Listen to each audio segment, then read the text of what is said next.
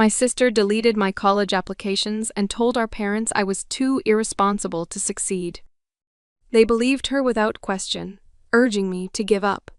But when I showed them the truth, my mom froze, and my dad couldn't say a word. It didn't hit like some movie scene with dramatic music or a sinking feeling in my gut. No, it was just an ordinary Wednesday in Asheville, North Carolina, the kind that starts quiet and explodes without warning. If I'd known by evening I'd face their accusations in our living room, with my future hanging by a thread, I might have prepared better. But I didn't until the confrontation. Officers weren't involved, but the betrayal felt just as sharp. I stood there as they confronted me, my heart pounding, demanding I admit to slacking off. "Sophia Carter," Mom said sharply, her voice cutting through the tension. "You've let us down again." Dad nodded silently, avoiding my eyes. The room tensed as I realized this wasn't a mistake. It was deliberate sabotage. If you've ever been stabbed in the back by family, smashing your dreams in an instant, smash that like button, subscribe for more raw tales like mine, and comment your own story. You might save someone from the same pain. Our house in Asheville sat on a quiet street with views of the Blue Ridge Mountains, but inside it was always tense. Growing up as Sophia Carter, I learned early that Natalie Harper was the star. She came 3 years before me and somehow got everything right: perfect grades, confident smiles, the kind of kid who won awards without trying. My parents, Susan Clark and Kenneth Reed, poured their attention into her, like she was their only success. They owned a small hotel downtown filled with local art and cozy rooms for tourists. Natalie helped out front, charming guests, while I stayed in the back office, handling paperwork. When she brought home a mediocre report card, they celebrated her effort. When I aced tests, they said good job and moved on. It wasn't cruelty, just habit. They didn't see me unless I messed up, and even then it was quick disapproval. I tried harder, got straight A's, joined clubs, but it never stuck. Natalie cried once at a family dinner over a bad haircut, and they spent the evening comforting her. I broke my arm, falling off my bike at 11, and they told me to tough it out. The favoritism built like layers of paint you don't notice until it's too thick to ignore. Scout, my rescue dog, changed that a bit. Natalie begged for a pet when she was 14, making PowerPoint presentations about responsibility and companionship. Parents caved, bought Scout a fluffy mutt with big ears and endless energy. She loved him for a month, then complained he chewed her shoes and shed everywhere. They considered rehoming him, but I stepped in at 11, promising to handle everything. They shrugged and agreed, figuring it was easier. Scout chose me from day one, sleeping at my feet, following me around the house, tail wagging like I mattered. He listened when I talked about school or how Natalie borrowed my clothes without asking. In a home where I felt invisible, he made me feel seen. Vivian Porter, my aunt, lived a few miles away in a quirky cabin filled with books and herbal teas. She was the one adult who got it.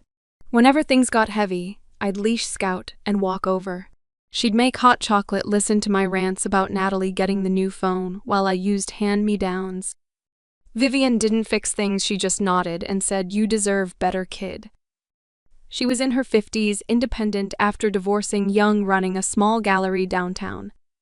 Her visits to our house were rare, but when she came, she always brought something for me, a book or sketchpad, ignoring Natalie's pouts. Natalie left for college 2 years ago to a state school nearby, studying business, to take over the hotel one day. The house echoed without her. Parents texted her, constantly worried about her adjustment. She came back after a semester saying campus life was overwhelming. No details, just vague complaints. She locked her door a lot, scrolled endlessly on her phone, had friends over at odd hours. I smelled weed from her room, heard slurred laughs, but didn't say anything. In our family, questioning meant stirring trouble. I noticed her hovering near my computer, pausing in my doorway, staring a second too long. I told myself it was paranoia. My senior year was focused on college apps. I dreamed of escaping to an Ivy League school with a scholarship for environmental science. I spent nights perfecting essays, researching programs.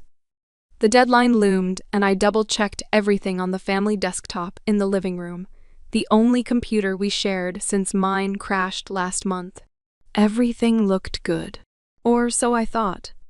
The next morning, I logged in to submit. The applications were gone. Deleted. Not just one, all of them. My heart dropped as I searched recycle bin browser history. Nothing. Panic set in, hours of work vanished. I confronted Natalie first since she used the computer last night for homework. She leaned against the kitchen counter, sipping coffee, her hair in a messy bun. "What are you talking about?" she said, eyes wide, innocent. "I didn't touch your stuff. You're always blaming me for your mistakes." Her voice had that edge, the one that made parents side with her instantly. I pushed back, saying someone did it and you were the last one on. She rolled her eyes, called me dramatic, and walked out. By afternoon, parents called a family meeting in the living room, the same spot where they praised Natalie's art projects as a kid, while mine collected dust. Susan sat straight-backed on the couch, Kenneth beside her, looking uncomfortable. Natalie lounged in the armchair, phone in hand. "Sophia," Susan started, "we've heard about the applications. Natalie told us you forgot to save them properly." "That's not true," I said, voice rising. "They were there last night, deleted this morning." "Natalie must have." Susan cut me off. "Don't accuse your sister. She's been helping with the hotel all week. You've been distracted lately, staying up late, acting forgetful." Kenneth nodded, adding, "School stress can make anyone slip up. We think it's best you accept this and apply to local community college instead. It's more realistic for you." I stared at them, mouth dry. Realistic? I'd worked for years, GPA 4.0, extracurriculars, letters of recommendation. This was my shot out. But they believed Natalie without proof, urging me to own the mistake for the family's sake. "If we make a big deal," Susan said, "it could embarrass us all. The hotel relies on our reputation." Natalie smirked slightly, then hit it. I argued, but they shut me down, sending me to my room like a child. Grounded essentially, no phone, no outings, just reflection on my irresponsibility. Scout whined at my door, sensing the tension. I paced the room, replaying the day. How could they side with her so fast? It hit me, this wasn't new. When Natalie crashed the car at 17, they blamed bad weather. When I dented the bumper at 16, they docked my allowance. Favoritism wasn't subtle anymore. It was a weapon. Alone in my room, I whispered to Scout, "We'll figure this out, boy." He tilted his head, ears perked as if agreeing. Vivian called that evening. I'd texted her before they took my phone. She listened, then said, "Sounds fishy, kid. Hang tight, I'll swing by tomorrow." Her voice steady calmed me, but anger simmered. They thought I'd roll over like always. They were wrong. Days blurred in isolation. Parents treated me like a disappointment, meals, silent glances disapproving. Natalie avoided me, but I caught her whispering to Susan, smiles shared. Kenneth tried small talk once, asking about homework, but backed off when I mentioned the apps. "We know it's hard," he said, "but taking blame builds character." "Character?" I snapped back. "What about truth?" He sighed, walked away. Scout was my lifeline, curling up on my bed during the long afternoons. I'd adopted him fully after Natalie ditched him, and now he repaid with loyalty, barking softly when voices raised downstairs. Vivian visited on day 3, bringing groceries and a hug. We sat on my bed, Scout between us. She asked details, and I spilled everything: the deleted files, Natalie's denial, parents' blind faith. Vivian's eyes narrowed. "Sounds like sabotage." "You have proof?" "Not yet," I said, "but the computer history might show something." She nodded, suggesting I check when they're out. Her gallery kept her busy, but she promised to dig around, ask subtle questions at family dinners. Vivian wasn't close to Susan's sisters by blood, but worlds apart in personality. Susan controlled everything, Vivian flowed free. She left with a plan, keep your head down, document everything. That night, I sneaked downstairs after everyone slept. The desktop hummed in the dark living room.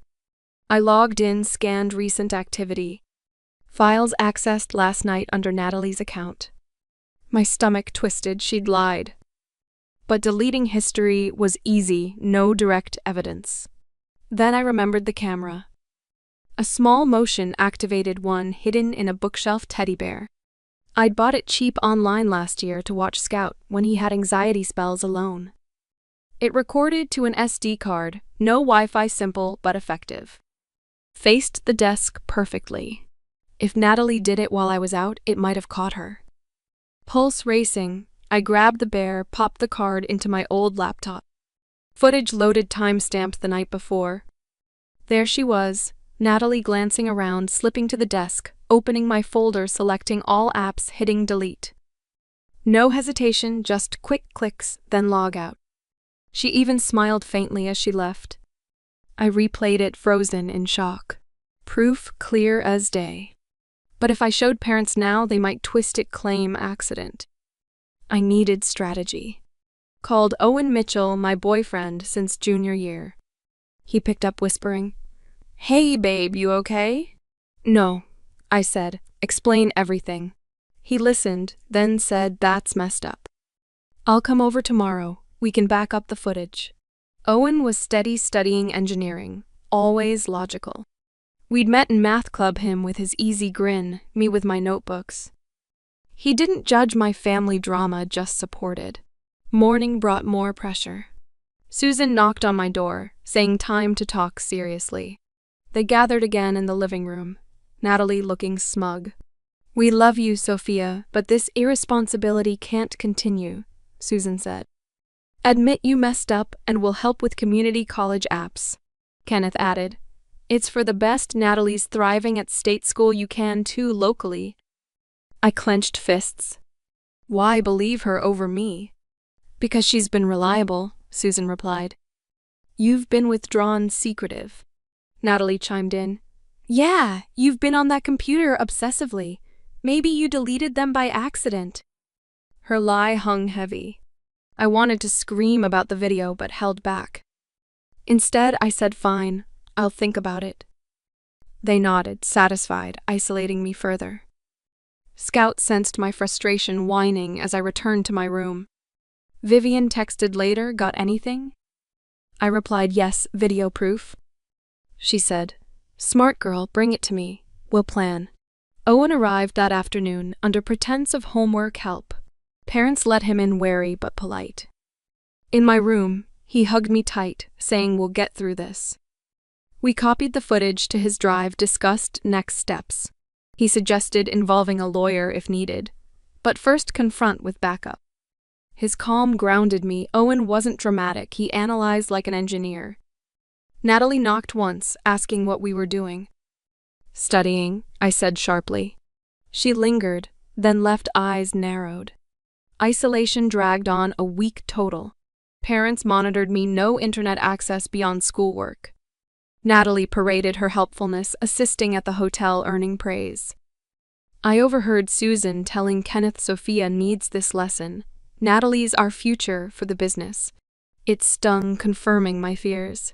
The hotel was their legacy and Natalie, the heir apparent. My scholarship dreams threatened that if I left for a top school, she'd face more pressure. GANAT made sense now. Scout stayed by my side, his presence a reminder of loyalty. Vivian snuck over twice more, bringing snacks and advice. She's always been my rock, divorced, young, child-free, choosing art over convention. We plotted showing the video in a neutral setting, maybe with her present. Owen backed it up, offering to edit timestamps for clarity. His support felt solid, unlike my family's conditional love. As days passed, anger turned to resolve.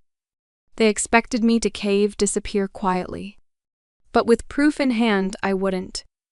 The meeting they planned for tomorrow would change everything. I lay awake, Scout's breathing steady. thinking of the fallout. No turning back now. Family dynamics sharpened in my mind. Susan ran the hotel with iron efficiency, scheduling everything, including our lives. Kenneth handled finances quietly, avoiding confrontations. Natalie manipulated that dynamic, playing victim or hero as needed. Me? I adapted, stayed silent to keep peace. But silence bred resentment. Scout nudged my hand as if saying, "Fight back." Vivian's words echoed, "You deserve better." Owen texted goodnight with a heart emoji, his way of saying, "I'm here." Tomorrow I'd face them not as the overlooked daughter, but as someone with truth on her side. The isolation ended, but the real battle began. The isolation stretched into its second week, and my doubts about Natalie grew sharper. Every time I heard her laughter downstairs with Susan, it fueled my suspicion. Why would she delete my applications? It wasn't random, she'd always resented my independence. My drive to leave Asheville for something bigger. As a kid, she'd steal my toys, blame me for breaking them, and parents bought it. Now this felt like an upgrade aimed at keeping me trapped. Scout paced the room with me, his nails clicking on the hardwood floor. He sensed my agitation, nudging my leg with his nose as if to say, "Hang in there." I scratched his ears, whispering, "Good boy, we'll expose this." The camera footage burned in my mind, clear evidence. But I couldn't risk showing it yet. Parents might dismiss it, or worse, delete it themselves to protect Natalie. I needed allies. Owen texted daily, checking in with encouragement. He wasn't the type to panic, always calm, plotting solutions, like fixing a broken circuit. Vivian, too, sent messages full of wit, like, "Don't let them dim your spark, kid. You're the firecracker here." That afternoon, Susan came to my room, tray in hand, with a sandwich and apple. "Eat up," she said, setting it down. "We need to talk about your future." Her tone was firm, the one she used at the hotel when dealing with difficult guests. I sat on the bed, Scout at my feet, watching her warily. "Future?" I asked. "You mean the one Natalie ruined?" Susan sighed, crossing her arms. "Stop blaming her, Sophia. This is on you, irresponsible with your work. Admit it, and we can move forward. Help at the hotel, full-time, apply locally later." Kenneth joined her in the doorway, nodding. "It's practical," he said. "Natalie's set to inherit the business one day, but you could assist." His voice trailed off, avoiding my gaze as usual. "Assist?" I echoed. "Like a sidekick? I've got scholarship potential for a real degree." Susan's eyes flashed. "Dreams are fine, but reality bites. If you keep accusing Natalie, we'll cut support completely, no allowance, no car privileges. Think about that." They left the threat hanging. Scout growled softly after they closed the door, his loyalty fierce. I paced again, anger bubbling. Cut support?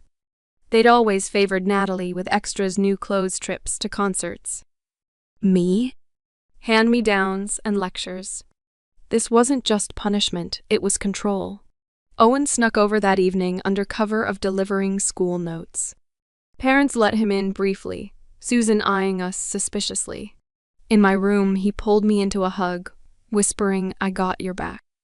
We sat on the floor, Scout between us, as I showed him the footage on my laptop. He watched intently, then whistled low. "That's cold," he said. "Deliberate, no doubt. Let's copy it to my drive, add timestamps for proof." His fingers flew on the keyboard, efficient as ever. Owen's engineering mind shone here.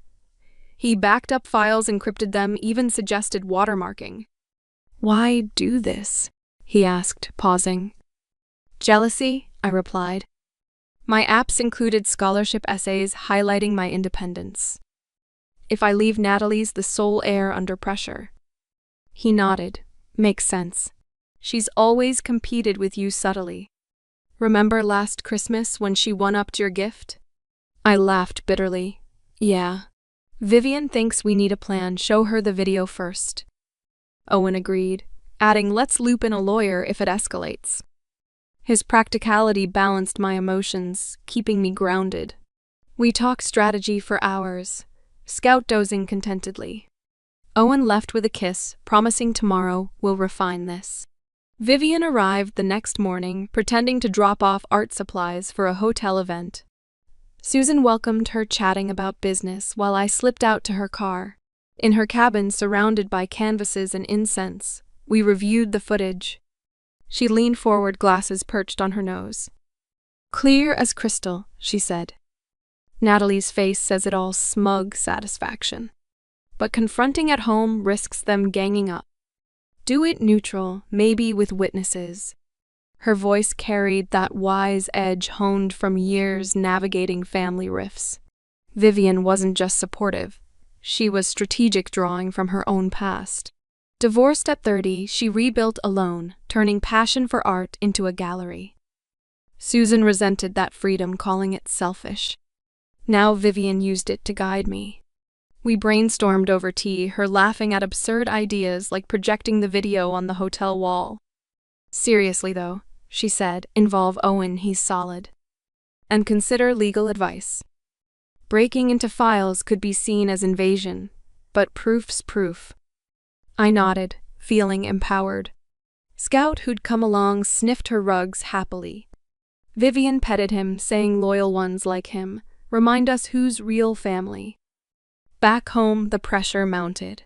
Kenneth knocked that evening, sitting awkwardly on my bed. "Sophia," he started, "we don't want this dragging on. Admit the mistake, and it's over. No more grounding." His tone pleaded, almost like he knew something was off, but couldn't admit it. "Dad," I said, "why always believe her? Remember when she lost the hotel keys and blamed me? You grounded me then, too." He shifted uncomfortably, saying Natalie's sensitive needs support. "You're stronger, can handle it." "Stronger?" I retorted. "Or just easier to ignore?" He stood muttering, "Think about the family," and left. Scout whined, sensing my hurt. Kenneth's passivity frustrated me most. He saw the imbalance but never challenged Susan. That night, I journaled everything, dates, dialogues, building a timeline. Owen called later, his voice soothing. "Progress?" he asked. "Yeah, Vivian has the footage safe." He shared his day fixing a robot for class, lightening the mood. Owen's optimism was infectious, reminding me life beyond this existed. Isolation hit week 3 and desperation crept in. Susan announced at breakfast, delivered to my room, that if I didn't confess by weekend, they'd cancel my phone plan. Natalie hovered, smirking as she passed. "Enjoy your cave," she whispered. Her taunt ignited fury. I texted Vivian and Owen from my hidden old phone. Emergency meet. We convened at Vivian's gallery after hours, art pieces casting shadows. Owen brought snacks, Vivian brewed coffee. We watched the footage again, analyzing. "Look at her glance," Owen pointed. "Nervous, but calculated." Vivian nodded, adding, "Susan will defend her to the end, but Kenneth might crack." Plan: copy to multiple drives, then confront with a mediator, perhaps a family counselor. But I wanted direct. Show them the video in the living room, watch their reactions. Owen cautioned emotions high could backfire. Vivian agreed, but said truth bombs work best up close. We debated pros cons, Scout playing with a toy Vivian kept for him. Finally decided, Vivian hosts a family talk at her cabin, reveal there. Neutral ground, her presence as buffer. Owen volunteered to film discreetly for record. His tech-savvy shone, suggesting apps for backup. As we wrapped, Vivian hugged me, saying, "You're brave, kid." Owen walked me home, hand in hand, whispering love. "You will win." The threats escalated. Susan stormed in one afternoon, waving my old report cards. "See this?" she said. Consistent but not standout like Natalie's. "Accept community college or you're on your own." Her control-peaked voice sharp. "Mom," I said, "this isn't about grades, it's sabotage." She laughed dismissively.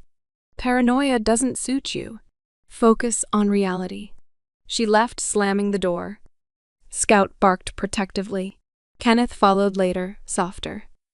"We worry about you," he said.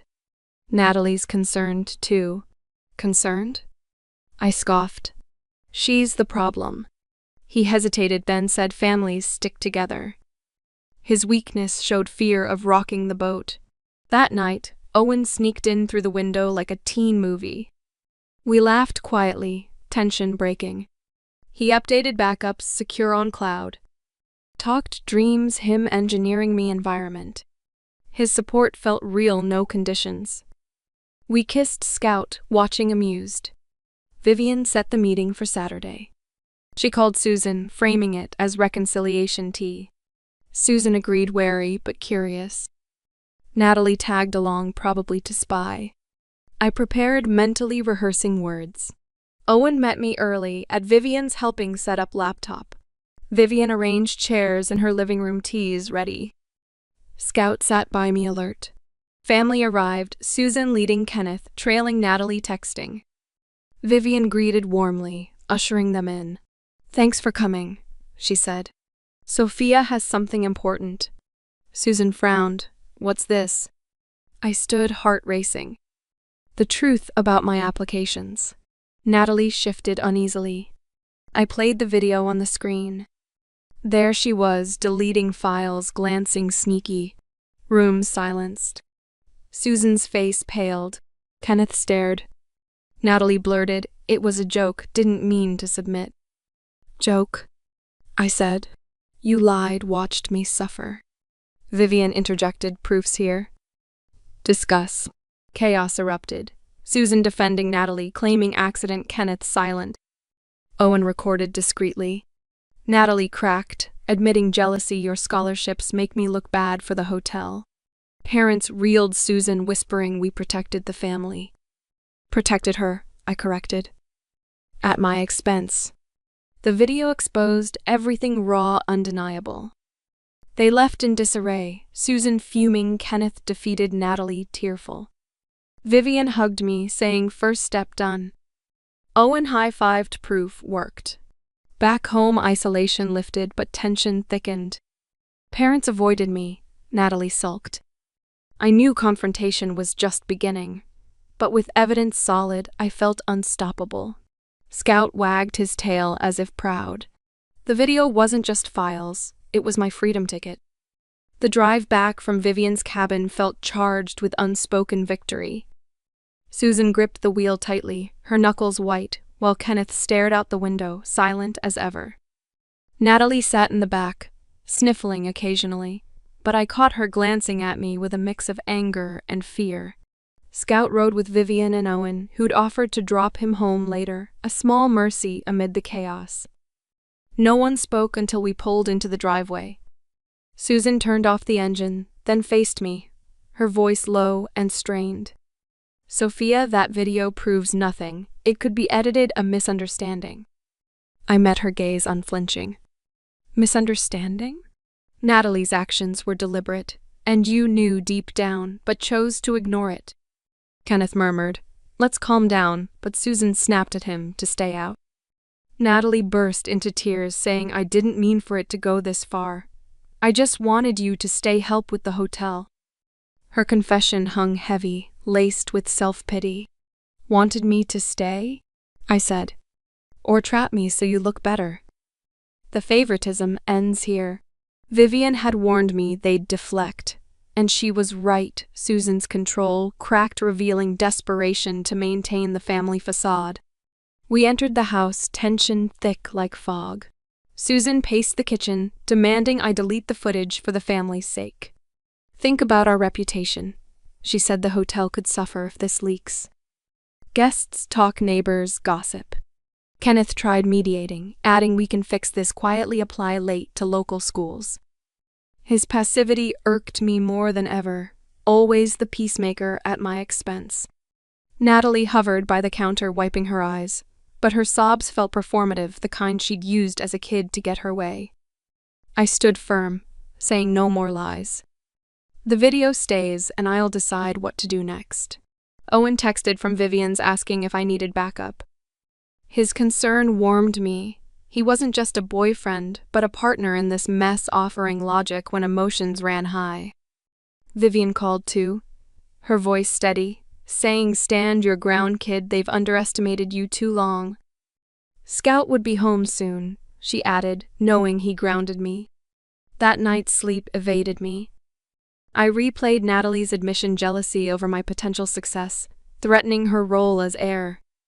The hotel their pride built from scratch, now a symbol of division. Morning brought escalation. Susan confronted me at breakfast, no Natalie or Kenneth in sight. She slid a paper across the table, a written apology from Natalie scripted neatly. "Sign this," she said, agreeing it was a mistake. "We'll move on." I pushed it back. An apology doesn't erase weeks of isolation or lost opportunities. "Where's my future in this?" Susan's eyes hardened. "Your future is here with us, family first." But family meant sacrifice for you, not her. She stood abruptly, saying, "If you pursue this, you'll regret it. We'll cut ties financially, emotionally." The threat landed heavy, but I saw through it, control slipping. Kenneth appeared, then pulling her aside, whispering. They argued in hushed tones, him urging compromise, her resisting. Natalie emerged later, hair tied back, looking remorseful, but her eyes darted. "Sorry," she muttered. "I panicked about the business. Dad said you'd understand." "Understand?" I replied. "You sabotaged my dreams out of fear. No forgiveness yet." She teared up again, but this time it felt genuine, cracks in her manipulative shell showing vulnerability. Owen arrived mid-morning with Scout, who bounded in tail wagging, breaking the ice momentarily. Parents tolerated him, but Susan eyed the bag he carried, backups of the video. "We need to talk," he said calmly. "As an outsider, I see the damage. Let's resolve without lawyers." The family huddled in the living room again, echoes of past meetings, where Natalie shone and I faded. Owen sat beside me, Scout at our feet. Vivian joined via video call, her face on my laptop, adding weight. Susan started defensive, claiming overreaction. Kenneth nodded along, but his fidgeting betrayed doubt. Natalie admitted more. I'd overheard parents discussing inheritance, the hotel to me, if I proved reliable, but Sophia's scholarships made me look unreliable. Twist hit hard, parents orchestrated partly. Susan denied it, saying we encouraged Natalie to step up, but her voice wavered. Kenneth confessed quietly, "We thought pressuring you would build character, keep the family close." "Character?" I exploded. "By lying, isolating me?" Vivian interjected from the screen. "That's not parenting, it's manipulation." Owen added evidence shows intent deletion timestamps match Natalie's login. The room fell silent, proof undeniable. Susan's facade crumbled, tears forming. "We did it for unity," she whispered. "Unity meaning control," I corrected. Natalie broke down fully, sobbing. "I messed up, bad schools stressing me, the hotel looms." Her confession revealed layers, pressure, cracking her confident exterior into insecurity. But sympathy didn't erase betrayal. Decisions loomed. Vivian suggested mediation, but I pushed for consequences. Share the video with school counselors. Natalie's college could investigate academic sabotage. Susan pleaded. "No, it'll ruin her." "Ruin her? Like she tried with me?" Kenneth offered compromise. "We'll help reapply, pay fees." But trust shattered, I refused. Owen backed me, saying actions need accountability. We adjourned, tense, parents retreating Natalie to her room. Scout stayed close, his presence comforting amid fallout. That afternoon, I packed essentials, clothes, laptop, Scout's toys. Vivian offered her spare room temporarily. Owen helped load the car, his encouragement steady. "You're strong," he said. "This is your fresh start." Parents watched from the window, Susan's face etched with regret, Kenneth's with resignation. Natalie approached as I loaded Scout. "Please, don't," she said. I paused. "You chose this, now live with it." She nodded tearfully, stepping back. Driving away, the house shrank in the rear view, a chapter closing. No dramatic farewell, just quiet severance. Settling at Vivian's felt liberating. Her cabin buzzed with creativity paintings, everywhere, herbal scents soothing. Scout explored happily, chasing leaves in the yard. Vivian made dinner pasta with fresh veggies, chatting about her gallery shows. She wasn't just aunt, but mentor, sharing stories of breaking free from family expectations. That night, I reapplied to colleges using backups Owen had saved. Essays flowed stronger, infused with recent resilience. Owen visited daily, our bond deepening through crisis. He wasn't flashy but reliable, fixing my laptop, planning dates to local hikes. Weeks passed, applications submitted. Parents called once, Susan's voice cracked, begging return. "We miss you," she said. "Miss the control," I replied. Kenneth added, Natalie's struggling counseling started. "Good for her," I said, "but I'm done." Hung up, heart heavy but resolved. No reconciliation, betrayal too deep. Natalie texted apologies, but I blocked, focusing forward. Consequences unfolded. I shared the video anonymously with Natalie's school advisor, citing academic interference. Investigation followed. Natalie faced probation, community service, her record tarnished. Susan and Kenneth's reputation dipped. Hotel guests whispered after rumors spread in our small town. Business slowed. They argued more, Kenneth pushing for change, Susan resisting. Vivian heard through grapevine. They separated briefly, Kenneth moving to a motel. Family unit fractured as predicted. I thrived at Vivian's, taking online courses, walking Scout daily. Owen and I grew closer, him proposing a joint project app for pet monitoring, inspired by the camera. His innovation sparked mine. Scholarship news came months later, full ride to an Ivy League environmental program. Excitement surged, my future reclaimed. Vivian celebrated with wine, toasting independence. Scout barked happily, part of the joy. Reflecting now, I see the lessons clear. Family isn't always sanctuary, sometimes it's the storm. My name is Rachel Corey. I'm 32 years old, and I've learned that silence can be louder than any scream. For 2 weeks, my boyfriend Jonathan treated me as if I didn't exist. No words, no glances, not even a sigh in my direction. At first, I thought it was one of his moods, the kind of sulky punishment he'd used before. But as the days stretched on, his silence grew so heavy it filled every corner of our apartment, smothering me like a thick fog.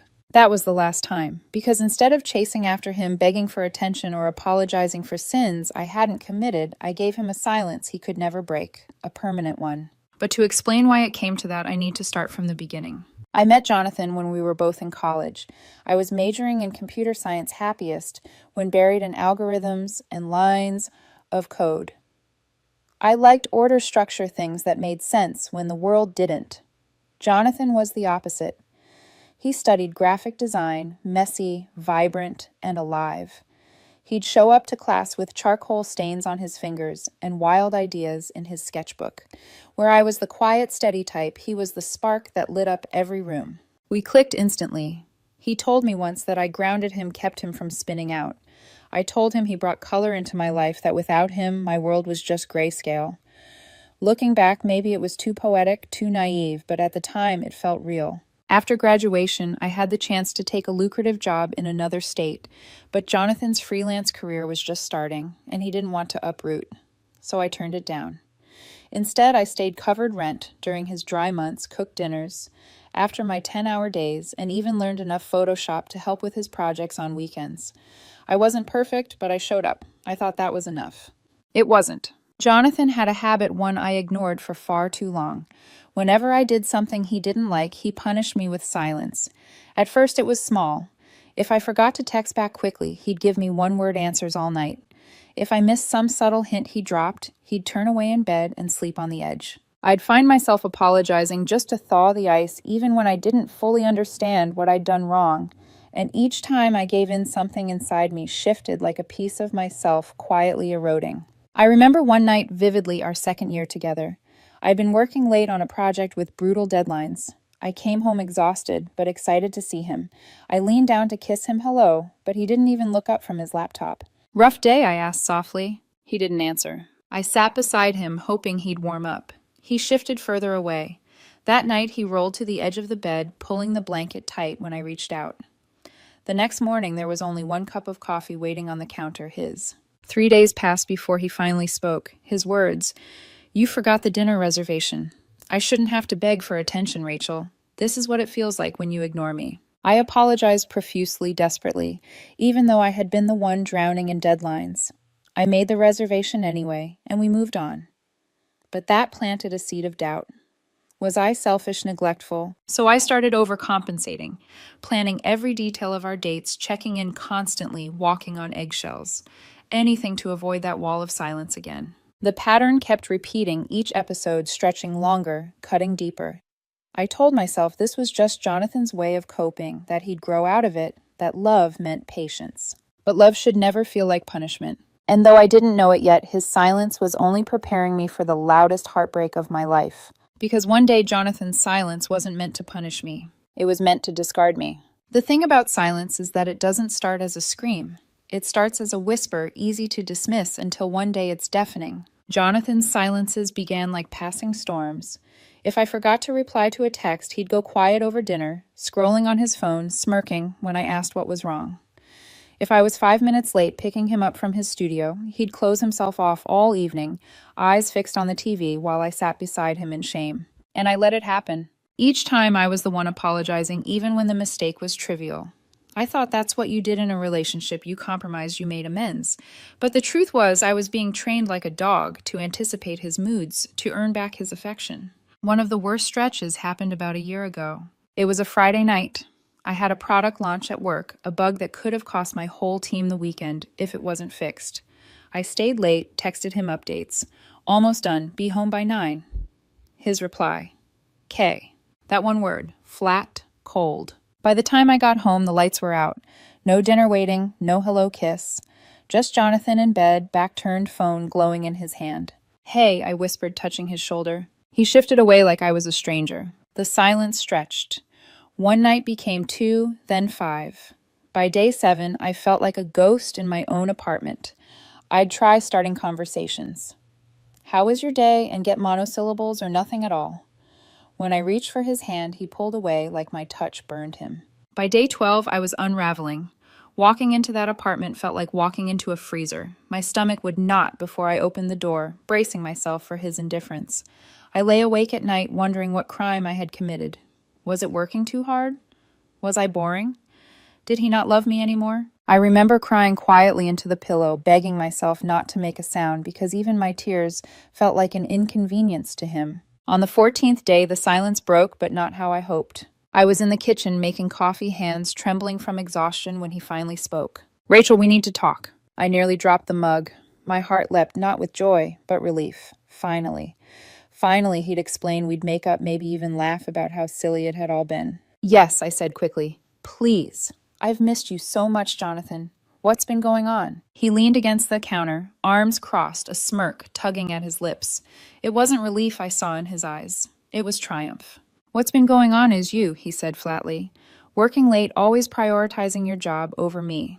I gave you the silent treatment to show you how it feels to be ignored, to be last on someone's list. But you didn't even notice enough to change." I stared at him stunned. "Jonathan, I did notice. It hurt. Every single day. But that project was critical. I told you it could lead to a promotion, more stability for us." He laughed. A short, sharp bark. "Us.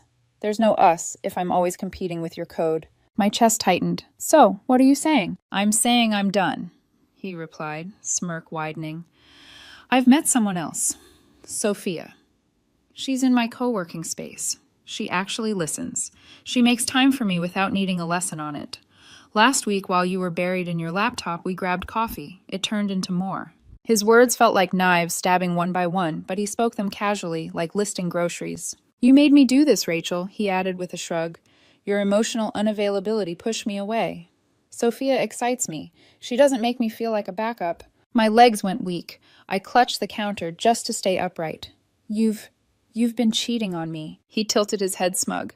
"Call it what you want. I call it moving on. I thought I'd scream. I thought I'd cry, beg collapse on the floor. But something inside me snapped, not with violence, but with clarity.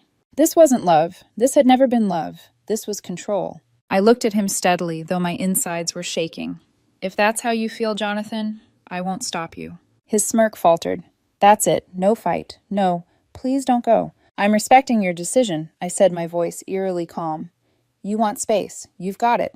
He huffed, clearly unsatisfied, as though he'd wanted me to beg. Fine. I'll pack tomorrow. Don't wait up. And just like that, he retreated into the bedroom, slamming the door. That night, I sat alone at the kitchen table, staring at the cold coffee in my mug. The apartment was silent again, but this time it wasn't his weapon. It was mine, because for the first time in 4 years, I saw Jonathan clearly not as a lover, not as a victim of my supposed neglect, but as a manipulator who thrived on my submission. And I knew deep in my bones that I wouldn't give him that satisfaction ever again. I didn't wait for him to pack. The next morning, while Jonathan was out at his studio, I slipped through the apartment like a shadow. I pulled my suitcase from the closet and filled it only with essentials: laptop, a week's worth of clothes, toothbrush, my passport, and the framed photo of me and my grandmother. Everything else I left behind.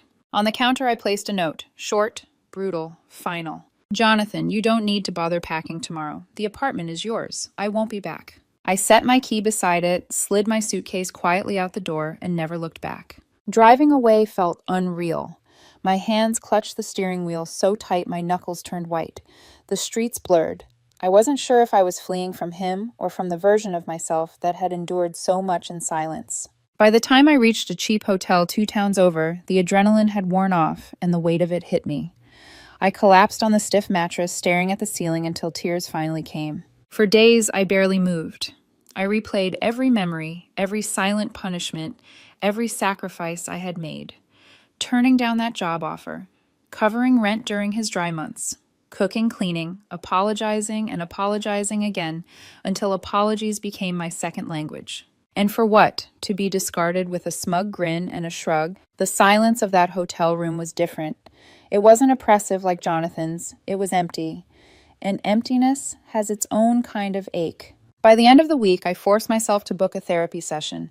Online, anonymous, just me in front of my laptop screen. The counselor listened quietly as I poured it all out: the cold shoulders, the weaponized silence, the endless guilt. My voice cracked when I admitted I don't even know who I am anymore. I've spent years tiptoeing around someone else's moods. Her reply was simple, but it cut through me like lightning. Rachel, that's not love. That's control. Emotional withholding is abuse. He conditioned you to chase his approval. You are not the problem. I froze, blinking back tears. Abuse. The word I had never dared to use. But once it was spoken aloud, something inside me shifted. I wasn't weak for breaking. I wasn't unlovable. I had been surviving a war I didn't sign up for. Slowly, I started to stitch myself back together. I found a short-term rental in a mid-sized city an hour away, close enough for my job commute, but far enough to disappear from our old circles. I changed my number, blocked him on social media, email, even our shared streaming account. Every tie severed. At first, I filled my days with distraction. I went to the gym not to get some revenge body, but to feel alive in my own skin again. I hiked alone on weekends, breathing in the crisp air, relearning the sound of my own footsteps without someone trailing behind me with criticism or silence. Work became a refuge. My boss noticed the change. Without Jonathan's moods hanging over me, I threw myself into projects, and for the first time in years, I felt creative again. I landed a promotion leading a small team. More pay, more independence. Every step forward felt shaky but real. At night, though, the ghost returned. I'd remember the way Jonathan used to pull the covers tighter when I reached for him. The sting of making only 1 cup of coffee, his, never mine. The sound of a slammed door echoing in my chest. And yet beneath the ache, a quiet strength grew. Because now those memories weren't traps. They were reminders of what I would never accept again. One Sunday, I sat on my tiny balcony, sipping tea, laptop open, and thought, this is peace. This is what he could never give me. And somewhere deep inside, a spark of foreshadowing flickered. Because I didn't know it yet, but while I was rebuilding, Jonathan was unraveling. And soon his silence would come crawling back to me, this time not as a punishment, but as a plea. Time has a strange way of healing. At first, every day without Jonathan felt like an open wound, raw, stinging, impossible to ignore. But weeks turned into months, and slowly the bleeding stopped. I began to recognize myself again. The woman who laughed at silly memes at her desk. The woman who could eat dinner alone without feeling like she was somehow failing at life. The woman who could sleep peacefully through the night without dreading which mood she would face in the morning. For the first time in years, I wasn't walking on eggshells. I was simply walking. Work became more than survival. It became fulfillment. I thrived in my new leadership role, mentoring younger developers, solving problems with my team instead of in isolation. My boss praised me for being reliable, steady, level-headed under pressure. The words landed differently now. Before I would have thought steady means boring, echoing Jonathan's complaints. But now steady meant strong. Steady meant free. And in that steadiness, I found space for something I had quietly locked away: companionship. I met Patrick at a mutual friend's barbecue. He was 31, a high school counselor with a quiet humor that sneaked up on you. He didn't try to fill silences with charm or flashy stories. Instead, he asked questions that showed he actually listened. We bonded over music, our mutual love of acoustic guitar, and the ridiculousness of pineapple on pizza. Our first argument was over toppings, and it ended with him grinning and saying, "Fine, half and half." That's what compromise looks like. It was such a small thing, but it shook me. Compromise. That word had never lived in my relationship with Jonathan. With him, every disagreement was a test. I had to pass a gauntlet of guilt until I surrendered. But with Patrick, one playful back and forth, one easy solution, and we were laughing again. Dating Patrick felt like learning a new language. He called when he said he would. He sent me photos of sunsets just because he thought I'd like them. When I had to work late, he dropped off takeout without complaint and texted, "Proud of you. Don't forget to eat." No cold shoulders, no weaponized silence, no invisible walls. It was disorienting at first. I kept waiting for the ice to come, for the punishment to arrive, but it never did. Instead, there was warmth. I found myself relaxing in ways I didn't know were possible. My laugh came quicker. My shoulders didn't ache with tension at the end of the day. For the first time, I felt what love should have always been: partnership, not punishment. And yet, even as I flourished with Patrick, a shadow lingered at the edge of my peace. I'd catch myself wondering, where is Jonathan now? Does he care that I'm gone? Does he regret anything? I tried to shake it off, reminding myself that the chapter was closed. But the human heart is messy, and ghosts don't vanish just because you wish them away. One night, Patrick and I were lying on the couch, his head in my lap, as we watched some ridiculous reality show. He dozed off halfway through, his breathing steady, his presence grounding. I stroked his hair and thought, this is what home feels like. And then, uninvited, another thought slipped in. Jonathan never gave me this peace, only silence. That was when I realized something chilling. I hadn't heard from Jonathan since the day I left. No texts, no calls, no angry outbursts on social media, nothing. It was like he had vanished completely. But deep down, I knew Jonathan too well. Silence was his weapon, but it was also his cage. He wouldn't be able to stay quiet forever. Somewhere, his world was crumbling. And sooner or later, his voice, or worse, his silence, would come crawling back to find me. I wasn't looking for news about Jonathan. By then, my life with Patrick had taken on a rhythm.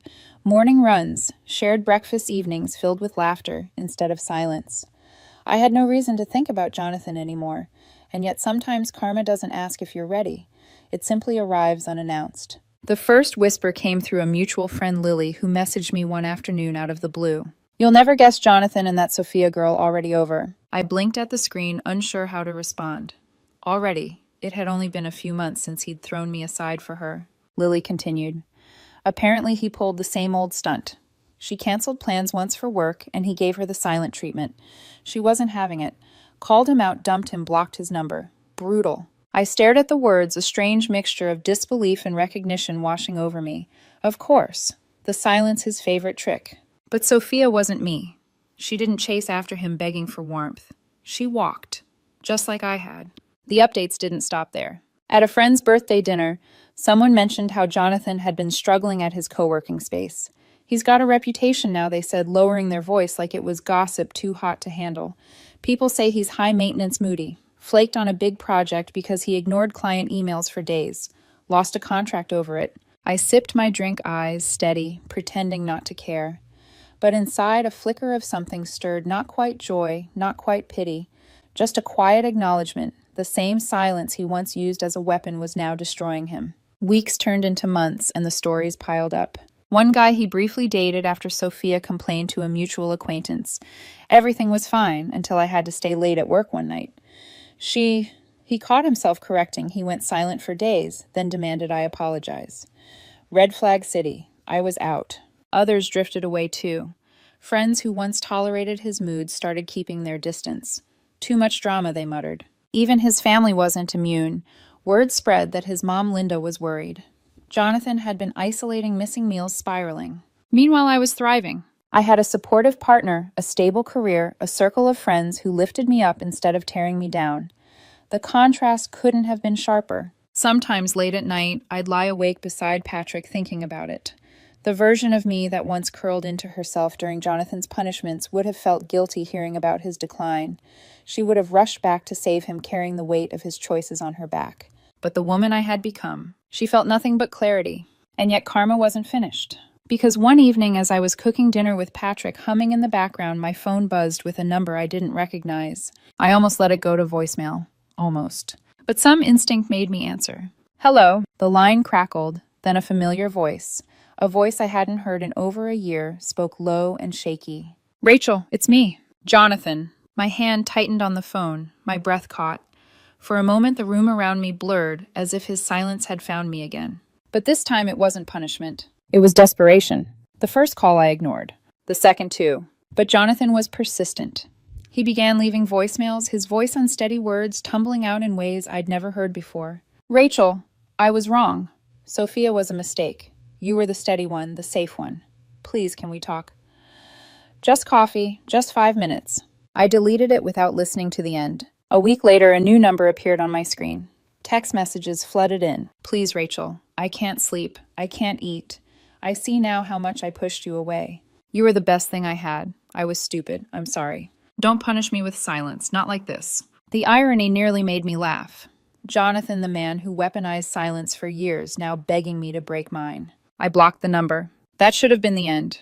But desperation has a way of leaking through cracks. One night my phone rang again. This time, the voice on the other end wasn't Jonathan's. Rachel, it's Linda. My chest tightened.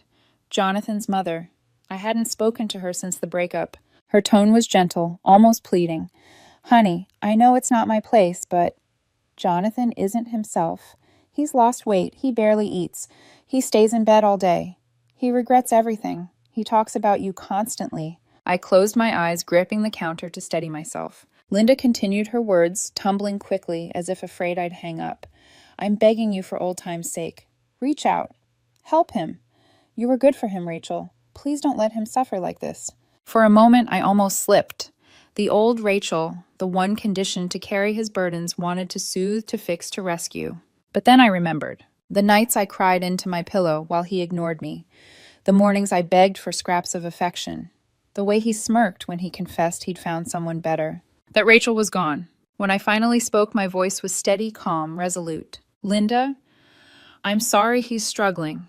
But Jonathan made his choice. He doesn't get to undo years of damage because he's lonely now. I've moved on. There was silence on the line, ironic, almost poetic. Then Linda whispered, her voice breaking. Please, Rachel, he needs you. No, I said firmly. He needs to face himself. And I ended the call. I stood there in the quiet kitchen, Patrick's laughter faintly drifting in from the living room, and felt the power reversal settle in my bones. For years, Jonathan's silence had controlled me. Now mine was unshakable. What I didn't realize was that karma hadn't delivered its final blow yet. Because soon I would come face to face with Jonathan again. Not through a screen, not through his mother's pleading voice, but in person. And when I did, the chapter would close for good. It had been nearly 1.5 years since I walked away from Jonathan, when the universe staged our final meeting. It happened at a wedding. A close mutual friend, someone I cared about enough not to skip their big day, had invited us both. I knew the risk that he might be there, but I also knew I wasn't the same woman anymore. I wasn't afraid. I arrived with Patrick on my arm, both of us dressed in soft autumn tones, laughing about the traffic we'd endured. The venue was beautiful, a garden strung with fairy lights, music floating on the evening air. And then I saw him. Jonathan. He stood alone near the bar, thinner than I remembered, his suit hanging off his frame like it belonged to someone else. His eyes darted nervously through the crowd until they landed on me. For a heartbeat, it felt like time folded in on itself, like I was back in that apartment staring at his back as he refused to speak. But then Patrick squeezed my hand, grounding me in the present. Jonathan hesitated, then started toward me. "Rachel," he said softly, his voice cracking. "You look good, happy." I gave a polite nod. "I am." His gaze flicked to Patrick, then back to me. "Can we talk, just for a minute?" Patrick, ever respectful, excused himself to grab drinks. I stayed my posture straight, my heartbeat steady. Jonathan's hands fidgeted as he spoke. "I've been in therapy. I see now how toxic I was. The silence. It wasn't fair. I thought it made me strong, but it just pushed everyone away. I miss you, Rachel. Please give me another chance." His eyes were wet, his voice trembling. For the first time I saw him without the smugness, without the mask. Just a man crumbling under the weight of his own choices. But pity is not love. I met his gaze calm and unwavering. "Jonathan, there's nothing left between us. That chapter is closed." His face twisted desperation bleeding into anger. "That's it. After 4 years, after everything, we don't even matter to you." I shook my head. "You mattered. Once. But you taught me what silence can do. And now I've learned how to use it. Not to punish. To protect. You lost me, Jonathan. And you don't get me back." For a long moment, he just stood there, jaw clenched, eyes glistening. Then he whispered almost to himself, "I ruined it all." I didn't reply. I didn't need to. I simply turned and walked back to Patrick, who handed me a glass of wine with a smile that said, "You okay?" I nodded, slipping my hand into his, feeling the warmth of a love that didn't require pain to prove itself. Later that night, as the music swelled and Patrick pulled me onto the dance floor, I caught a glimpse of Jonathan leaving early shoulders hunched, swallowed by the dark. It was the last time I ever saw him. In the end, his silence consumed him. Mine set me free.